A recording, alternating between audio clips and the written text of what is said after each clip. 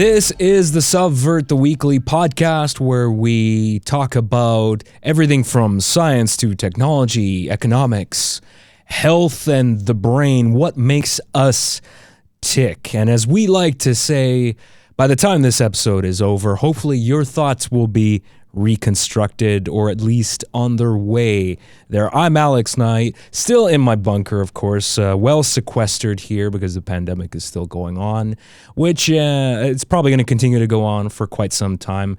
I'm joined by Aaron Stewart. Hello. And Kristin Rumohr. Hey. There's a very interesting article here on eurekaalert.org. And the headline reads, Fecal Transplant Turns Cancer Immunotherapy Non-Responders into Responders. You guys want to talk about shit? You like shit? Let's talk about shit. Always. I love it's pretty much all shit. I talk about, isn't That's right. it? I thought that was... That's right. Part of my charm, wasn't it? Yes. A very small part of what little charm. Anyway. We love you for your shit. Yeah. For my shit talk, exactly. Specifically. It's very distinguished shit talk. Okay, let's dive right into this research here. This is out of so researchers. We're diving right into the shit, are we? We are diving right into the shit. Hold on. Like I said, that's highbrow, sophisticated shit humor we're going to have this entire. Yeah, it's never going to be all shit jokes this episode, ladies and gentlemen. Yeah, if they haven't tuned out by now, I'm sure they're going to be sticking around. Hey, if you clicked on fecal transplants and decided to start listening, you know what you were getting into. So yeah, exactly. So researchers at UPMC Hillman Cancer Center and the National Cancer Institute demonstrate that changing the gut microbiome can transform patients with advanced melanoma who never responded to immunotherapy, which has a failure rate of 40% for this type of cancer, into patients who do. This is very interesting. This is not the first time I've heard about fecal transplants. They've been actually doing this for quite a few years now with Crohn's patients and getting very, very positive outcomes from that. I find it very, very interesting as someone who, my grandfather actually had Crohn's disease, and it's incredibly painful. He went through so many surgeries. This was back in the 80s. He's no longer alive now, but I'm sure things are a lot better for somebody who has that now, but I know it's still painful. I had a coworker who was in his 20s who had it, and in some days when it would flare up, because for those that don't know, Crohn's, it has to do with your intestine, basically, in your gut. So like when he would have a bad flare up, he couldn't even come into work. He would be on the toilet, right? So it's really bad. So I find this very interesting, this fecal transplant stuff. Have you guys been following this at all? Fecal transplants? Of course. I mean... Following the poo? Yep. Yeah. I dated a woman with Crohn's disease. And did you? It was quite not fun at all for her. Yeah. So any of that movement towards any kind of therapy on that is going to be very helpful. But yeah. Yeah. So they're actually... I had a chat with my sister about this, and she didn't believe me when I told her this, that they're actually doing fecal transplants. She's like, well, what do you mean? Like, they're actually taking the bacteria from other people and putting it into people that have serious issues like Crohn's disease, or people that don't respond properly to immunotherapy. So it's that's a new one. That's actually that's awesome. Yeah. So they've done a few trials of this, and they're saying, let me just get some of the test results here. The results of this proof of principle phase 2 clinical trial were published online today in Science.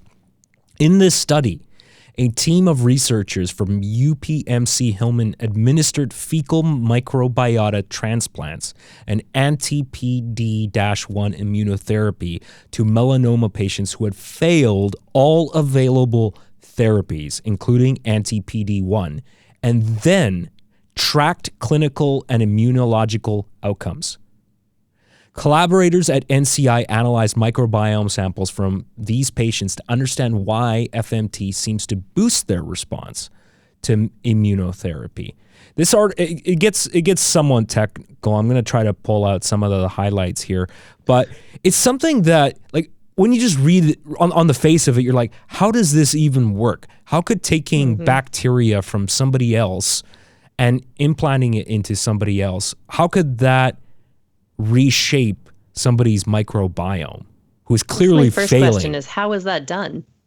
Is it literally just like, well, here's you see your poo, yeah, and literally. I'm going to now put this in your bum? Like, is that how it literally works? Yeah, they take this giant needle. Yeah, they take a turd poop, for a turd? They process it into pills, basically. So they'll take that poop, they will process all of the bad bacteria out of it, and then basically load those into pills that you then take a regimen of over the course of a few days or something, I believe, right?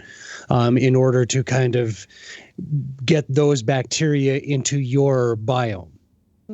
Well, it's much better than what I was thinking. It was horrific. Yeah, we had covered this on a previous podcast. But yeah, that was the old method of doing it. So, I mean, that's where, I mean, in terms of the immunotherapy response, it almost makes sense, because I was debating on, like, immunotherapy, if they're doing it through IV, all of those drugs would still have to pass through your gut biome at some point, wouldn't they, to be processed? Or would it be processed somewhere separately? Like, your liver and stuff would still have to be involved, but would that actually pass through, like, your actual stomach biome and your intestinal tract and that kind of thing in order to process those therapies? That was the question. Yeah, because then I could see where having a gut biome that processes things better, it would obviously make sense that it would be more effective for these cancer, therapies, trying to get something that's processed through the gut biome to react better. If your gut biome was reacting better, it would respond to those immunotherapies better, you would think, right? Yeah, but if they're two separate processes, then I'm not really sure how that response would work, or whether it's just the gut biome informs how the even immune response or whatever is blocking the response that they're trying to find for these immunotherapy drugs. Yeah. The interesting thing is that in this article, they're saying that they've actually used artificial intelligence to analyze this stuff. They're saying there was this analysis of samples taken from FMT recipients in this study revealed immunologic changes in the blood and at tumor sites, suggesting increased immune cell activation in responders, as well as increased immunosuppression in non-responders. Artificial intelligence linked these changes to the gut microbiome, likely caused by FMT. They're hoping to run a larger trial with melanoma patients, as well as evaluating whether FMT may be effective in treating other cancers. Ultimately, their goal is to replace FMT with pills containing a cocktail of the most beneficial microbiomes for boosting immunotherapy. That's what you're saying, Aaron. But that's still several years away, according to what they're saying here. Yeah, absolutely. Because everybody responds differently. Yes. So determining why it's doing what it's doing is the next step, right? I mean, they may have figured out that it responds this way, but then they have to figure out why it responds. Exactly. Yeah. But it is still to think that just by putting someone else's poop inside of you, that we might be able to start curing some of these major diseases that we haven't had any other cure for with just a little bit of poop. I love it. I love it. I love it. I love it. Right? Like, poop saves the day again. It's also something that hasn't been looked at too intensely, right? Like, I guess the atmosphere of our guts that are actually what's driving potentially maybe a lot of diseases. So maybe we've just been treating the wrong thing this whole time. Absolutely. Who knows? Or ignoring a very integral part of it.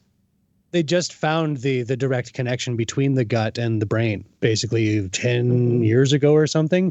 Before, they thought it was this two completely separate things. And now they actually realize that there's a direct connection between how your gut biome is reacting to the things you're putting into it and how your brain is acting.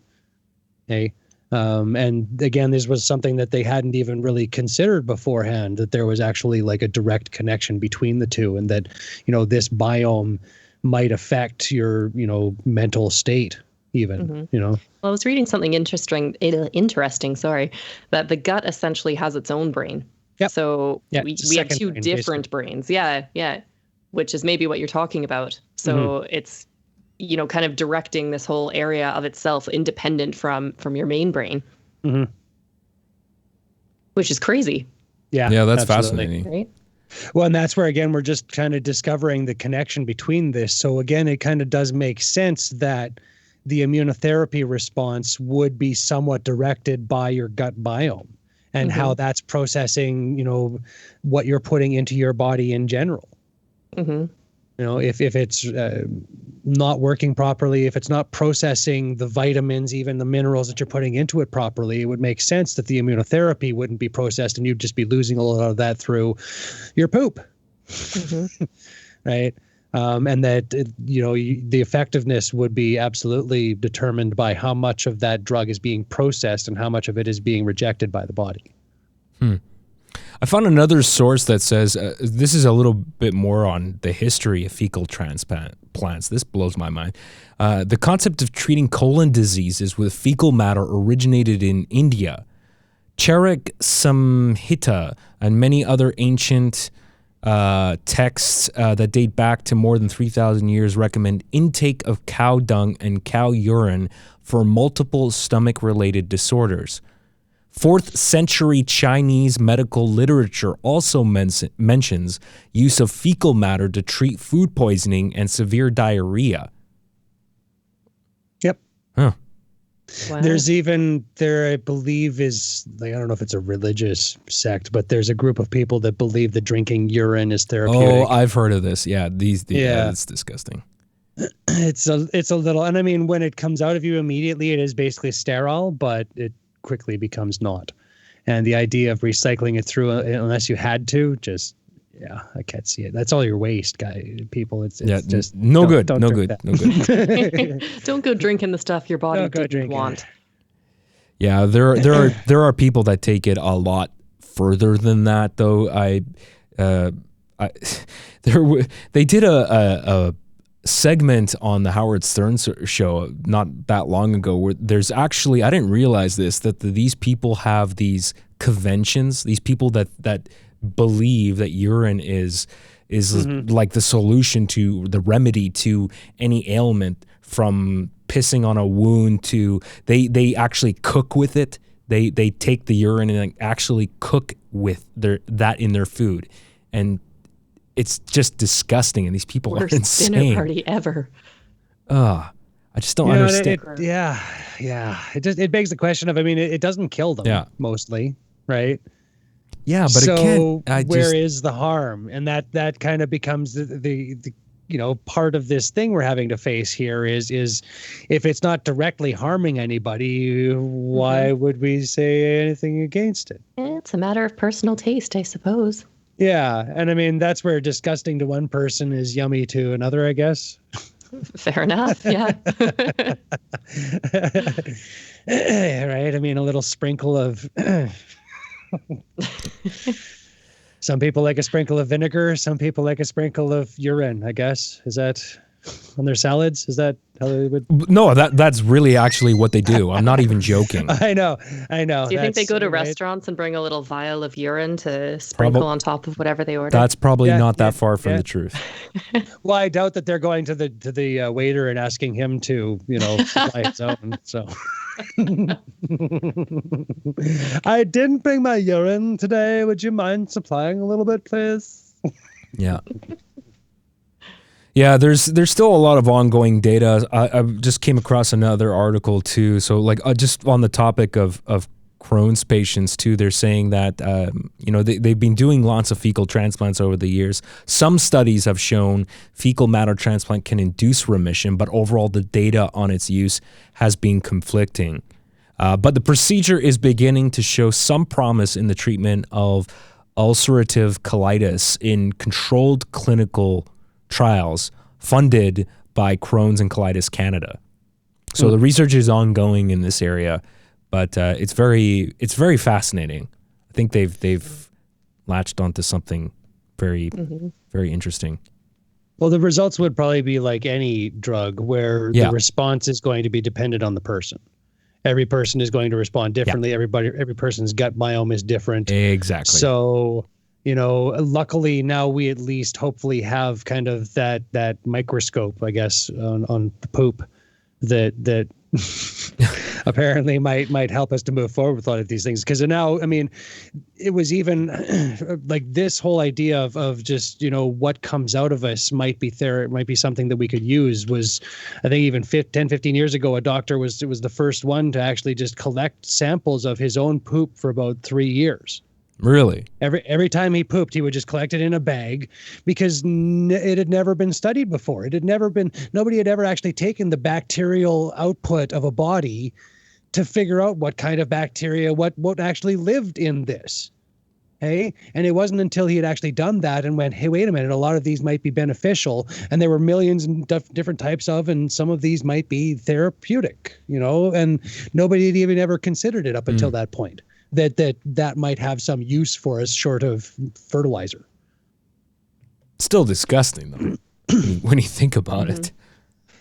Well, one person's poop is another person's gold, I guess. I believe that was actually a direct quote from the article when I first read it. Was the scientist's direct quote, I believe, was that he basically referred to these findings of poop as pure gold. But again, it's one of those things that, you can call it disgusting and just totally never even consider, or you can change your mind a little bit and look at it and actually go, hey, this might actually have some use. A lot of these things that we consider to be disgusting are actually very useful for us. Oh, without a doubt, yes. Even a lot of the poisons are, you have to have a certain amount of iodine in your system or you'll die. But if you have too much, you'll die. Yeah. Yeah, here's another another example here.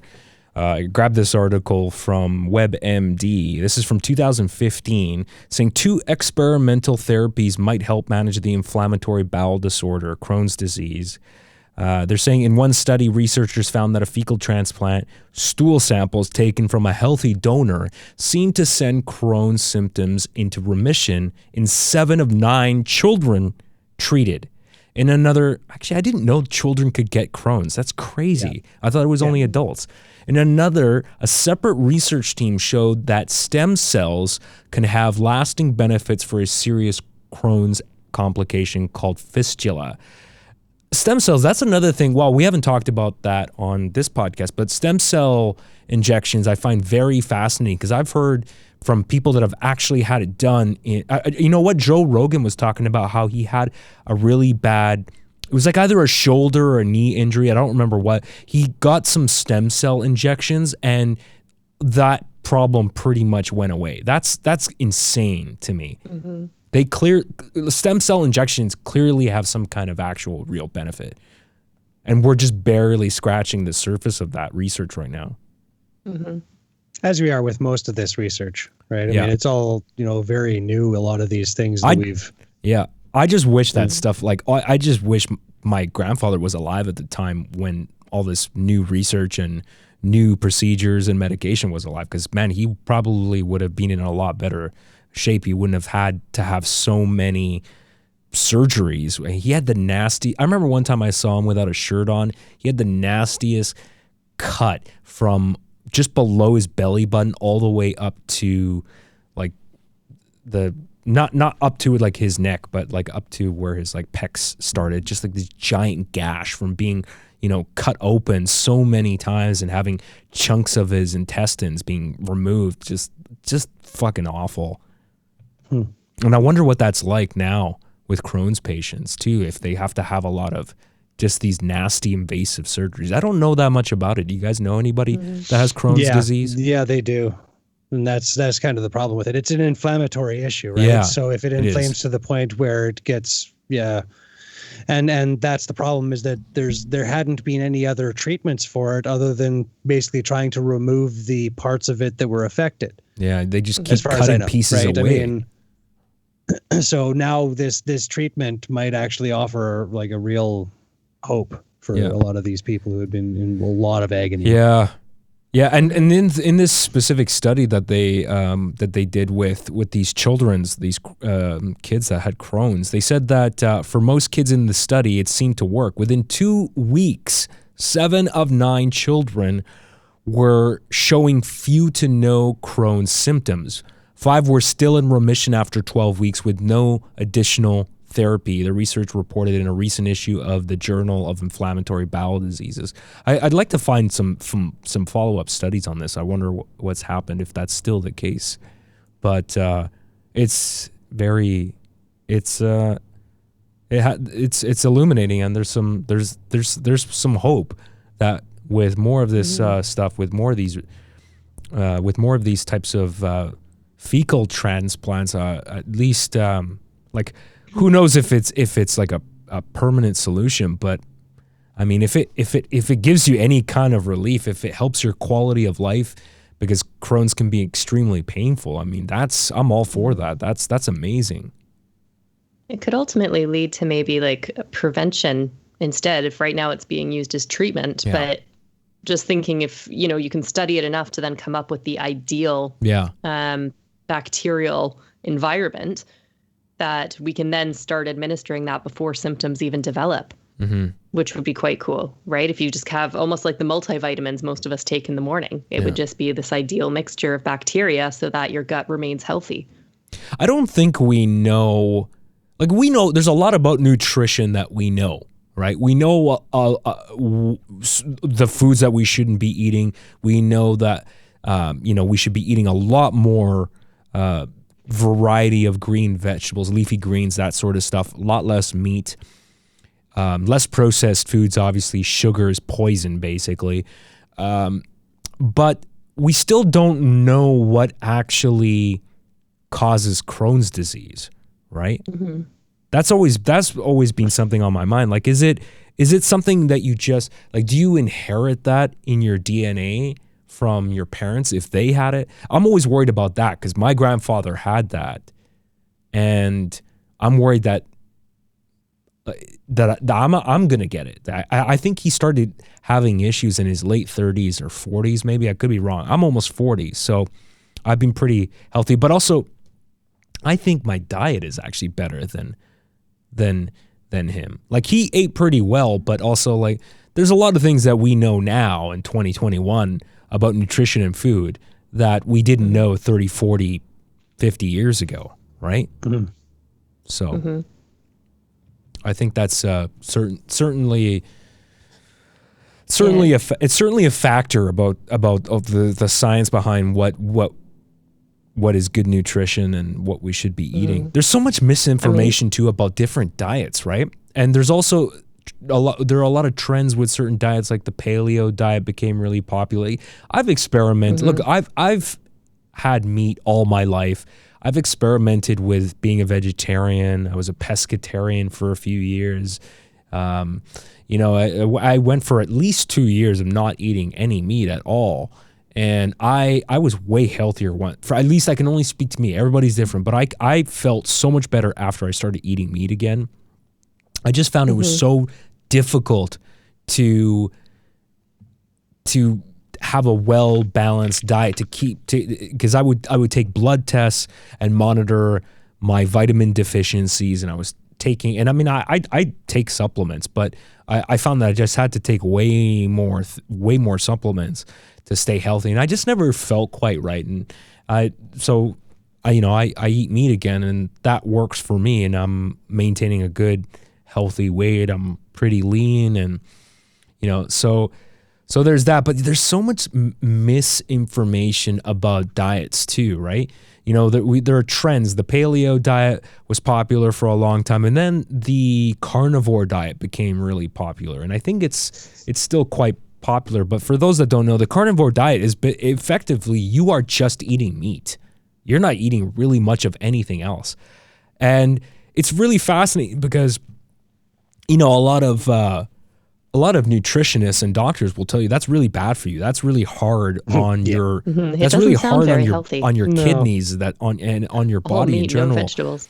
But sounds like a dude came up with that one. Here's the interesting thing, though. They've done lots of studies where they've actually given people that had serious health issues they put them on the carnivore diet. This is where you have to be really careful, because if you are inherently like a very healthy person, you've done blood work, you know you're not deficient in anything, for you to just throw yourself into this carnivore diet, I don't know that's a really good idea, other than just for the sake of you're just fucking around. You're just experimenting for the sake of experimenting. But it's very interesting, though, that people that have actually had serious health issues that have gone on a carnivore diet, at least for a limited time, actually were much better in the end after going on that carnivore diet. But that doesn't mean that necessarily the carnivore diet is going to be healthy for everybody, that you should be on it all the time. That may just mean that somebody who has maybe, again, going back to the gut microbiome,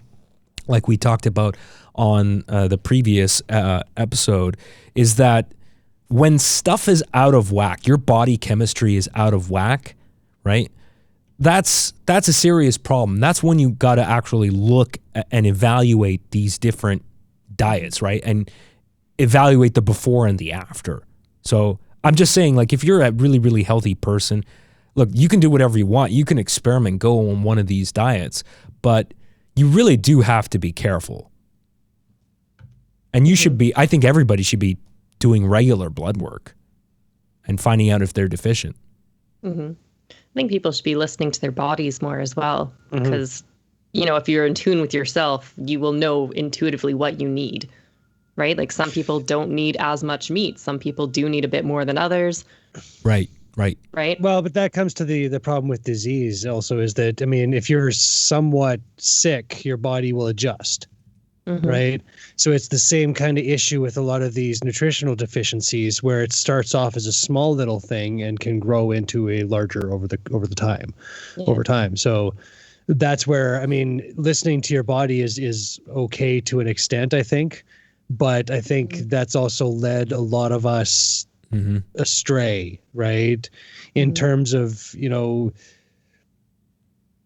that it needs adjusting. Like, diets are I don't think meant to be all or nothing. That's my kind of problem with it, right? I treat them kind of like a religion, where the idea that you're going to tell me that this diet is going to work for everybody is ludicrous, right? And you need to kind of take as far as, bits and pieces to try to find, like you said, what works for you and what your system requires in order to function properly. Right. So to an extent, it's a matter of listening to yourself, but, it's also a matter of being knowledgeable about what you're putting into you is actually doing to you.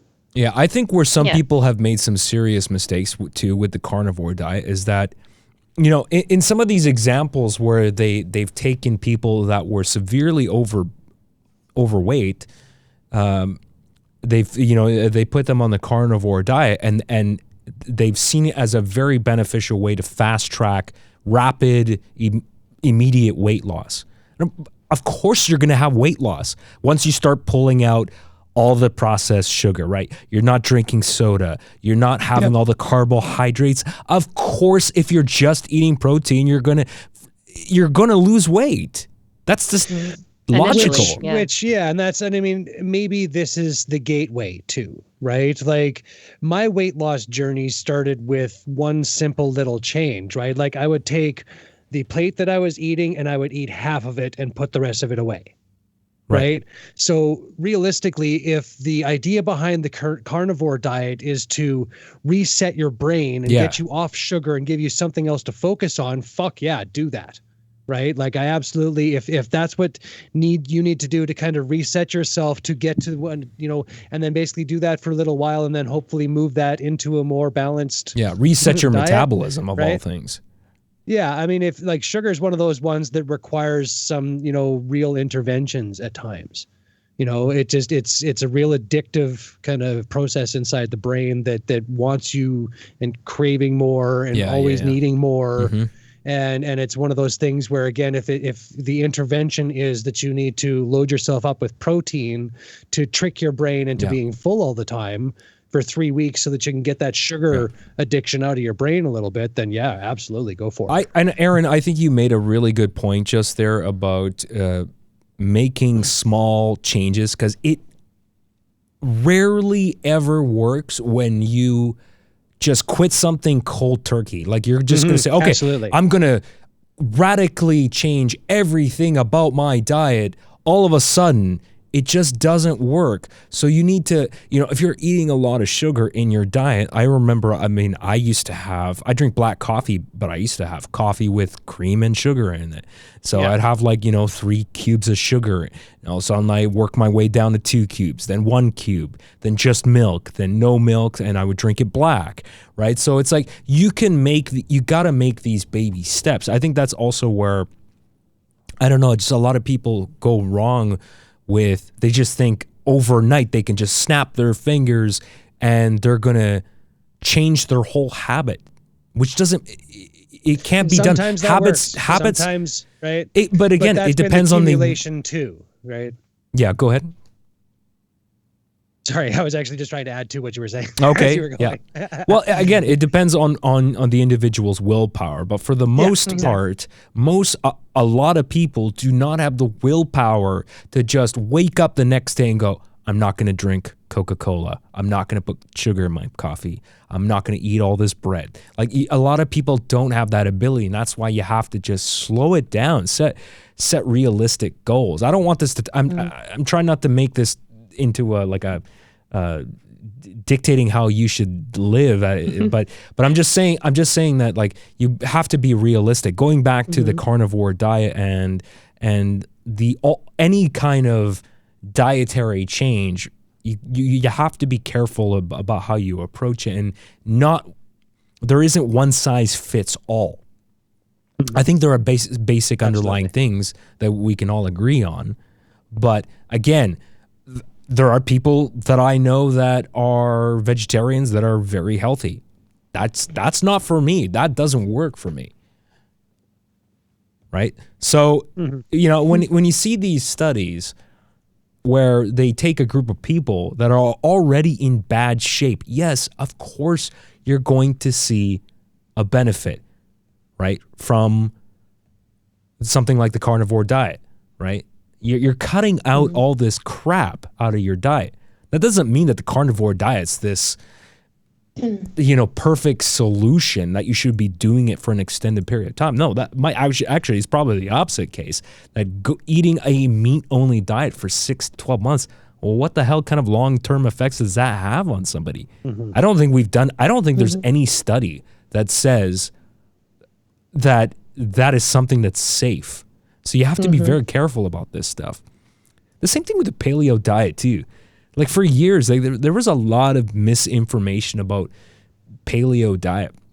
Like there's so much stuff that you can't eat on the paleo diet. And they talk about like you're not really supposed to even eat legumes because it's like, what? But it's just like good protein, isn't it? I mean, well, yeah, but there's like I forget the word for it. There's something on the skin of legumes, like unless you like really, really soak them, that can be potentially toxic for you. It's like we've been eating legumes for how many thousands of years? Ancient societies. No, the beans killed them. So it's just, again, you got to be careful when you read this stuff. Like anything, which again, going back to what we always talk about, using critical thinking. Where is this information coming from? What's the source? Well, what's the end game? What's the end game sold to you as the big one with all these diets, right? It's dramatic results, right? Fast, quick, immediate, right? But it's someone's making money, right? So breaking it down, why am I being sold this? You still see a lot of that end. I've been actually developing this kind of. I was thinking of a dietary intervention instead of being this you do this and you'll get skinny. I'm thinking of it more like a 12-step process. And I think maybe that might be a better way of looking at this whole thing instead of if you do this, you'll get skinny, but think of it as if you do this, then you can start towards your journey of, right? Like, and you may go to this carnivorous diet for a little while to get you off the sugar, which you can then use to get you into this step, which you can then use to get you into this step, which you can then use to get you into running a marathon, right? And it's that, how do you get out of a hole? It's by little steps, right? Like you pull yourself up a little bit at a time to get out to the top of where you can grab hold and pull yourself up. Yeah. Right. And it's the same thing with a lot of this. The problem is that, a lot of people have been conditioned to think that if I'm saying something about your weight, it's because I'm making fun of you or mocking you or being some sadistic asshole for daring to say something about you being fat. Mm-hmm. Right. Mm-hmm. Instead of it being, you're like, I'm a human, you're a human. And I know that you carrying that weight is bad for your health. And I don't want you to die. Yeah. Right. Has nothing to do with how you look or your appearance or anything. It's the simple fact that I've been there and I felt like shit. Right. Like it made me feel like crap having all this extra weight on me, and it just made my body feel and gross. you made a conscious decision to do something. You sat down, you said, I don't like the, you listen to your body, right? Like Kristin said earlier, you listen to your body. You said, I don't feel good. This is affecting me in a negative way. But I mean, I've had to make those choices a few times. And again, I've always found that it's, smoking was one of the only ones that I could actually just make it, nope, I got to quit. But I had to do it 100 times to get there. Right. Right. The eating thing and the weight thing has always been a stepping process where, you can do something for a little while and then your body adjusts to it. Mm-hmm. Right. So you can work your body so hard to do this, but then eventually your body's going to go, yeah, now what? Right. And then you have to kind of adjust your strategy a little bit in order to kind of move your body that little bit forward. Right. Yeah. And then once your body adjusts to that, you now have to. Right. So basically, it's the same thing with the disease. You get sick in these little increments. Very rarely does it happen where you have this major thing that just immediately you're sick. It's always these slow little growth of symptoms that led to. Right. And it's the same way that you claw it back. Is just by these little steps, and it's just focused on, like you said, the end goal, right? Like not I want to be skinny, but I want to be healthier. I want to be happier. I want to make life easier for me. And let alone the fact that, I mean, eating less is better for everyone. Isn't that more food for those people who don't have food? Right. That was the other frame of mind that I had to kind of think of, was that I'm not necessarily doing this for me. I'm doing this kind of for you so that there's more for everyone else. My being fat was actually an admission that I don't give a fuck about you. Really? And that it was more important that I stay fat than I dare change any part of me to admit that maybe there's something more than me out there. And frankly, that was a good driver for a lot of this, was just that stepping out of this shit and having to go like, hey, wait a minute, there's people fucking starving here, like literally starving. Like thousands of people today are starving, millions, right? And the idea that I have so much food here that I can just stay fat and ignorant for my whole life, that just didn't seem fair, you know? And so, even just that simple little thing, if it's not just for you to feel better, think about that side of things even, right? Like, again, it's not to shame people, but it's to just kind of think about us and to, how does you being fat help you? It doesn't. In no way is being fat being helpful for you in any way whatsoever. It's not beneficial to you. It doesn't make you sexier. It doesn't make you more, right? Like all of these things that you can point to that are detrimental to being fat, and there's very few of them that are positive effects of it. Correct? Yeah. So is it only selfishness that keeps us there? And self-absorption? Well, sorry, guys. I hate to be the bearer of bad news, right? but that kind of unfortunately was what it somewhat boiled down to in the end. And so that was the decision I had to make. How fat am I allowed to keep myself? It's one of those things too, where, when we talk about cancel culture, fat shaming, that type of stuff, you can't do that anymore.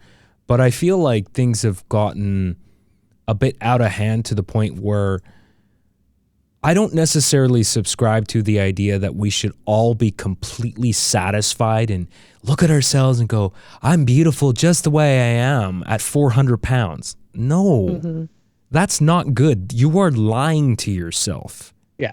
Now, I'm not saying we should shame people, but I don't think also looking in the mirror and saying, I'm healthy at 400 pounds is a good mindset to have, because you're not. That's just science. That's just not real to tell yourself that. It feels like we've gone from a place where we can't talk to each other to a place where we can't talk to each other. Okay. Right? Like, it feels like a place where we couldn't talk to each other about being fat, and now we're at a place where we can't talk to each, but it's for a different reason now. And it's just, but wait a minute. Yeah. Isn't that just justification for being fat? Like, you're right. When it comes down to a health issue, it's different. And that's my problem. People do come in all different shapes and sizes. There are people that are naturally a bit bigger, right? And no matter, they eat really well, they exercise, they are actually very healthy. But these aren't the ones that are going to be 400 pounds of fat, right? So those types, yes, of course, you can't be shaming them because that's just their natural body. But when it goes beyond that, when you've actually had to make an effort to get that fat, then yes, absolutely. Yeah, but is that their natural body? I don't really buy that. No, I think it's not everyone's meant to be super skinny, right? And when I say like bigger, I mean like, for a female, right? Like a size 14 is probably a normal natural size for a lot of women, right? But we're told if you're not a size 2, then you're disgusting and you're I'm not saying and you're obese. Yeah, no, I hear you, Kristin. I'm not saying skinny. Everyone's got to be skinny, but there's nothing natural about, like, I don't buy that there has anything to do with genes or anything that somebody's 400 pounds. That's BS to me. Because ultimately, when you start scratching the surface of how someone eats, and you start looking, okay, well, yeah, this person's eating, 6 liters of Coca-Cola every day, and they're eating 6 times a day. Like, there are reasons why somebody gains weight, and it's not always just genes. You don't get to that by like there, and also there something we also need to address too. And I'm sure you see this too in your profession, Kristin, that there are also mental health related reasons why people overeat as well. It could be trauma. It could be like something's happened to them. Who knows? There's a mold. It's not a simple problem. But again, that kind of gets to the issue here, right? Is why are they overweight? Is it a depression issue? Yeah. Right. And then again, it becomes a problem. It's not something that we can just dismiss as, they're just depressed, so we just let them be fat. That's my problem. Right. Because I think a lot of us forget that nobody ever sets out with the goal. You know what? I want to be 400 pounds. What if your parents were 400 pounds and your grandparents were 400 pounds? Why wouldn't that be? Let alone if you come from a culture where that kind of weight was considered to be a status symbol. Yeah. Right. There are a lot of places where being overweight was actually considered to be, really royal almost. And to be able to say that I did have this much food and you guys didn't was considered to be, know. And well, we're talking a long time ago for that. Definitely.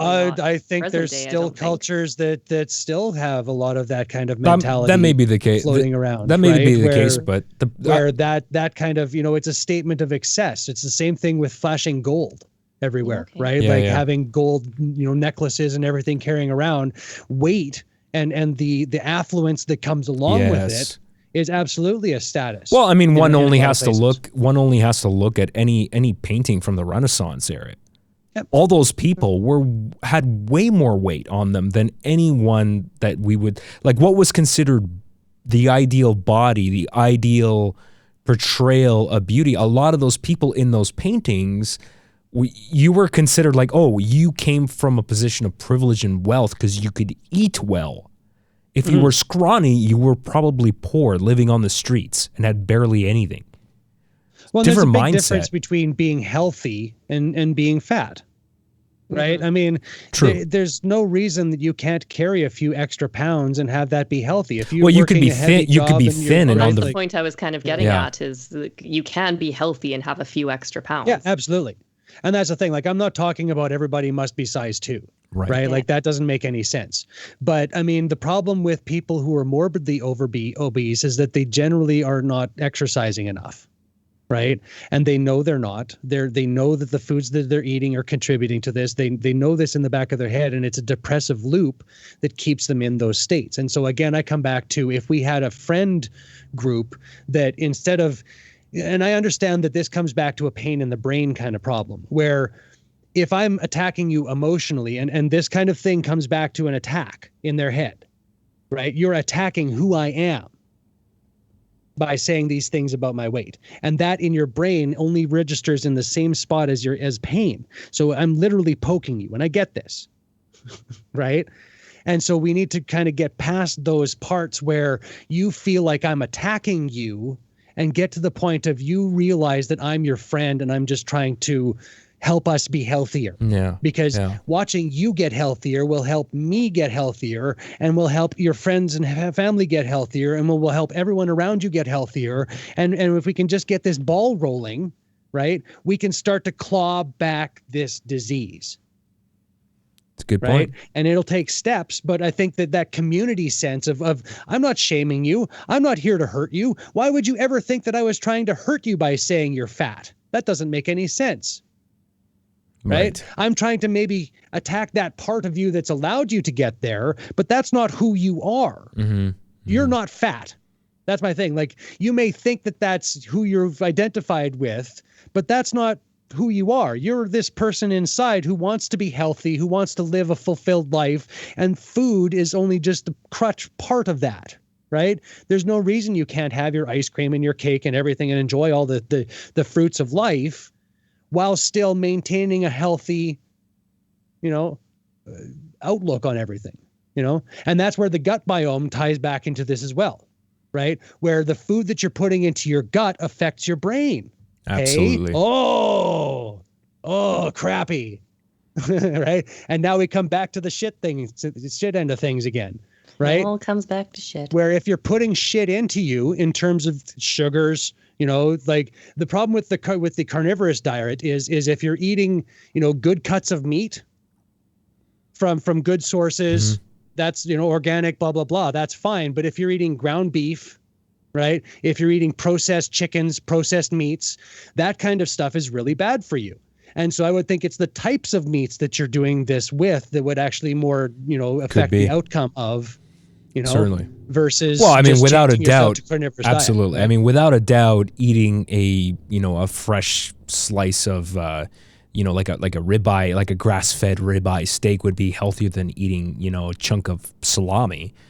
So but people hear carnivorous diet and they just think all meats are equal. No, they definitely aren't, and how they're raised is also super important too, and what the animal is eating and how it's killed and all that stuff factors into it too. It's not a simple answer, but a lot of us don't want to.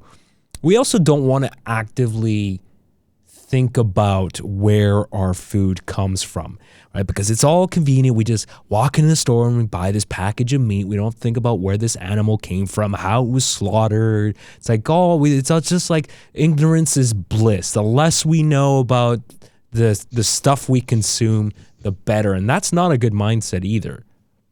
I just found out today that 99% of all meat in the U.S. comes out of some sort of factory farm. Yeah, I've heard that stat too. What? And that comes back to that issue right there, is if you're never seeing what exactly is going on behind like in that factory, right? Out of sight is out of mind.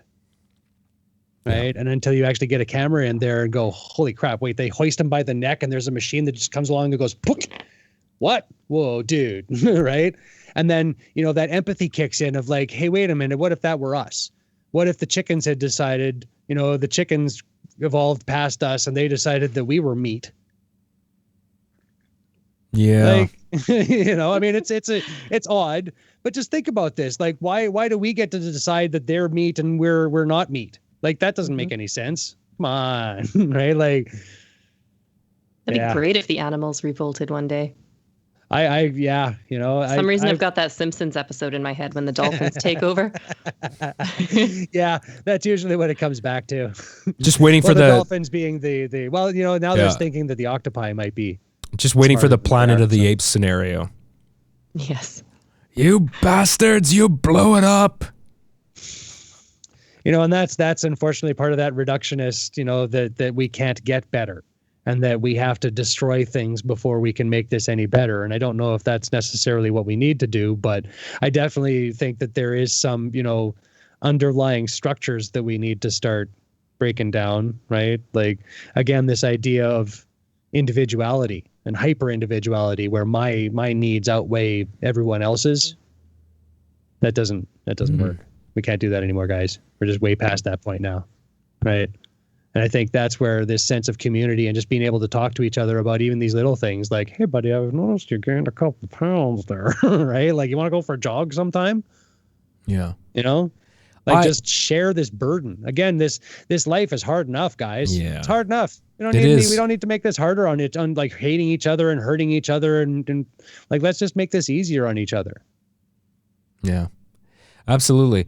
Yeah. It's bad. You know, do you guys do you believe that you can reprogram or at the very least improve your gut microbiome with a change of like a radical change and several years work of just like changing what you eat by putting the right stuff into your body? Do you think that can affect you in a serious way? I think a big issue with that is that we don't really know what's in our food so much anymore, right? And even if you are, you know, eating well, so you're just going and getting lots of fresh fruits and vegetables and meat and everything, you still don't actually know what's being added to it unless you're growing it yourself or physically, you know, going out to the farms or, you know, supporting local. If you get your stuff from farmers markets, it's more likely to be better quality. But for most of us, especially living in big cities, which the majority of the population now is, you're going to a supermarket to buy stuff. Right. So I argue that's probably why there's a lot more difficulty with people having gut issues, is we just don't know, right? Yeah. The pesticides that are being used, how they're treating the soil, like all of this. So yeah, you got a nice like thing of kale here, which is meant to be really good for you, but maybe it's changing things. You know, it's kind of tough, and we've lost sight of that, I think, as humans, just where our food comes from, growing our food, right? Like, what if the supermarkets didn't exist tomorrow, right? We woke up, there was no such thing as a supermarket. How would you grow food? How would you eat? I don't think anybody would know. We kind of lost that connection. The drive-thrus are still running, aren't they? I mean, the supermarket's down, but the drive-thrus are still, like, fast food still lives, isn't it? I mean... I don't want to live in a world without McDonald's. And that's the problem is that, you know, a lot of these places are food deserts, right? Where you don't even have access to an avocado or even basically barely a head of lettuce. And everything in the general vicinity is fast food and processed this. And there's not even real access to these kind of, you know, organic anything, you know. And that, I think, is also something that we really need to kind of focus on, is that community effort of hey, man, I'm looking out for you, right? Like, how do we get a hold of this stuff so that we can all have the fruits of this, affordability, right? Like, that's what's wrong is that the crop is cheap. So absolutely. Yeah. If you're on a budget, then you would love to buy organic, right? I would love to buy organic, but realistically, I couldn't afford to have that as my diet all the time. Yeah, right? That's another problem, is that we don't make it easy. And this is just the way our farming and just the way we operate. We've made a conscious decision to prioritize cost and quality over our health, which is in a bad, that puts us in a bad position. But that's also a very difficult problem to solve. I mean, there's something very wrong that if you're trying to feed a family of 4, it's cheaper to go to McDonald's than it is to go and buy groceries to make a healthy meal. Yeah, absolutely. Right. Well, let alone that your kids will be much happier to have the McDonald's, which makes it tougher. Well, of course, he wouldn't be. Yeah. pure sugar. That shouldn't be even a thing. Like, why is that? It shouldn't be cheaper, right? Well, when you find out that it wasn't until only a few years ago that they finally started putting, like, they list how much sugar was in something, but they never listed what the daily intake should be. Right. Hey, right. Up until literally just months ago, weeks ago. My understanding is that you're only supposed to take in about 30 milligrams of sugar every day. That's barely anything. And people barely do 1,500 on a regular basis. Yeah, that's why we're all gaining weight. But that's the problem, is they've hid that from us all this time. You know, they've gone to great lengths to keep those kind of studies and those kind of nutritional labels from actually reflecting how much the sugar that they've added to this is well beyond the daily recommended dosage of what you should be having for sugar, or any of these, aspartame, like just imagine when they start actually doing some actual studies on some of these chemicals that they've been adding to food, and to figure out what the safe daily recommended levels of there's never been anything conclusive about aspartame. Nope. That's part but that's the thing, right? Like, that's where we haven't done any of those studies, so who the fuck Then knows, again, I don't right? need a study to tell me that anything's synthetic. Like, just avoid it if you can. Just don't do it. It's actually really quite simple. If you just stick to the produce aisle, stick to the poultry aisle, and avoid everything in between, you'll probably be okay. No, and that's the issue. They go through, like, literally 99% of the supermarket is full of those kind of sugars and poisons and things that you like. When a cereal says iron fortified, what they mean is that they've added iron shavings to the cereal. Yeah, but I just said avoid those other aisles. If you stick to fresh fruit and vegetables. Okay, sure. Yeah, if you're only in the fresh fruit aisle, that works. The problem is everything else is shit. Yeah, pretty. That's what I'm saying. It's all garbage. But you said, like, pick and choose. But I'm just saying that there is no picking and choosing. It's only the fresh fruit, and that's the only choice that isn't something processed. Like all the cereals that I used to love as a kid are terrible. There's nothing good about. Absolutely. There's nothing good about those cereals. There's nothing good about eating Fruity Loops, Lucky Charms. What kind of nutrition are you getting out of that? It's just pure sugar. Delicious.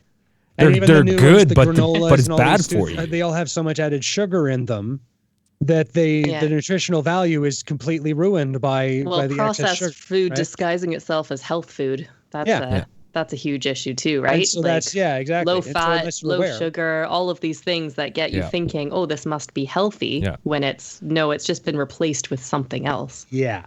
That was always my issue, is what are you replacing with? Yeah, like, I'd rather take the sugar, because at least that's more natural than whatever concoction you've invented in a lab. That doesn't occur anywhere in nature. Here's the other problem I have, and tell me if you guys have noticed this when you shop for groceries. You ever looked at a product where, like, a company, brand X, has 2 or 3 different variants of the same type of product? Let's take yogurt as an example. One will say organic. Then the next one says made with natural ingredients. I find a lot of these labels incredibly confusing. I can see how they're confusing to a lot of people, because you actually start to look at what they're putting in there.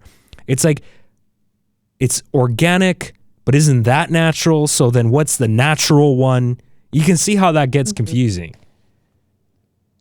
Yeah, it's the problem of marketing, right? I mean, if you're trying to sell me something, it doesn't necessarily matter whether it's healthy for me or not. Your job is just to sell it. Right. But this is why we have regulation, why you should have, in this country, at least with Health Canada, should be stepping in. That's why we have laws. That's why labels have to be written a certain way on food products, but it's still not perfect. No.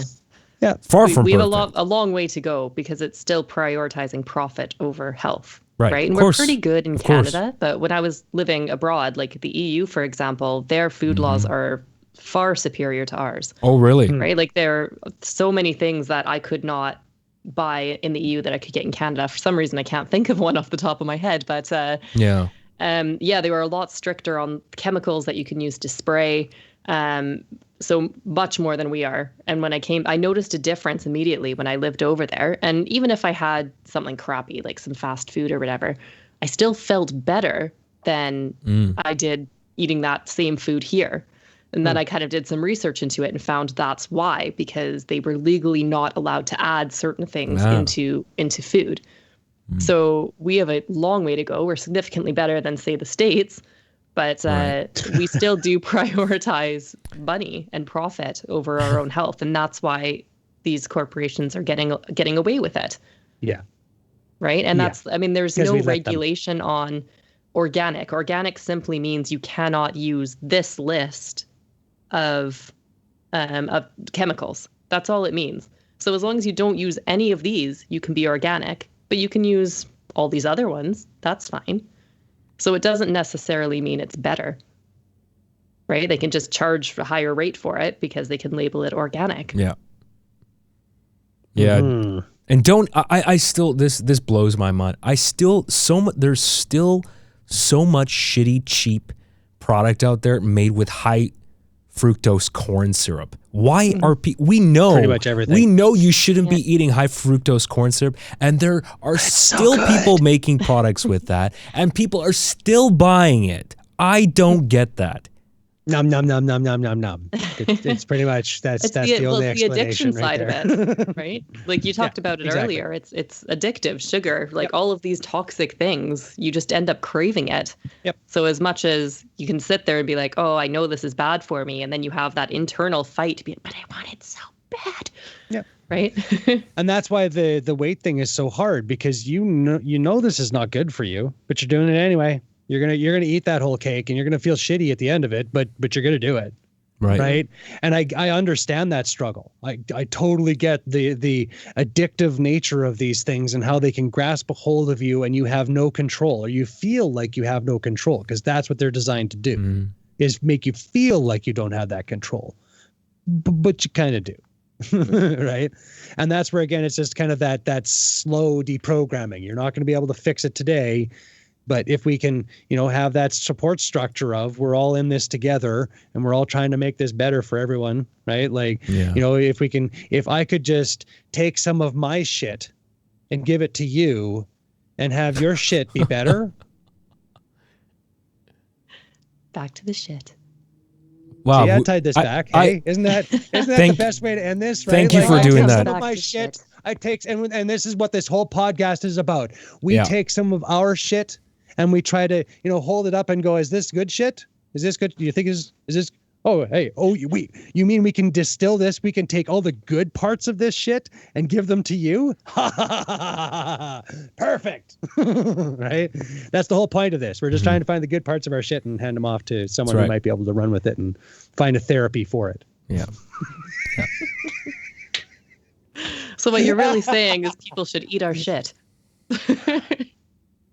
People should find the beneficial parts of our shit and run with it. Absolutely. Right. If you find a part of our shit that doesn't hurt anyone else for you to grab and start spewing on other people, hey, right. I mean, that's really what this is about. Right. I mean, and just remember, when the next time you feel a tingling sensation in your anus, think of us.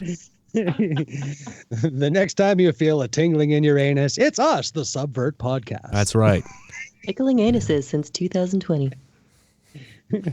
All right. Well, on that note, like that I think is the spiritual motto of our podcast here, right? Taking the beneficial parts of our shit and making your life better with it. Exactly. On that note, before this goes even further downhill, thank you very much. You thought we'd never get back to that, didn't you? Yeah. You thought that we had gone way the fuck over here somewhere. We did, but you looped it back. You brought it back. We got this. Exactly. You brought it back. So I'm very pleased by that. Thank you very much for listening. Unless you guys have any other closing arguments here. In through the outdoor, out through the indoor. Is that okay? All right. Enough. I think we're all pooped out, Alex. I think we're all pooped out. God. Oh God. This is a bad I don't have idea. any more shits to give. Jesus Christ. On that terrifying note, thank you very much for listening. You can subscribe to this podcast in Apple Podcasts, Google Podcasts, TuneIn, Stitcher, Spotify, wherever you find your podcast. Also on YouTube if you prefer to have the video version. Drop your comments below if you have any questions or feedback about the show. And you can hit us up on Twitter as well. The Subvert Pod is our handle on Twitter and Facebook. We're pretty much everywhere these days. Send us an email. There's a contact form on the website, hologramradio.org/contact. You can reach us that way as well. And hopefully at some point we'll have these lovely The Subvert, that's the name of our show, mugs available for purchase. See what I did there? Nice plug. Yes. That was great. Yes. Bravo. All right. Well, that's all the time we have for this week. We'll see you next time.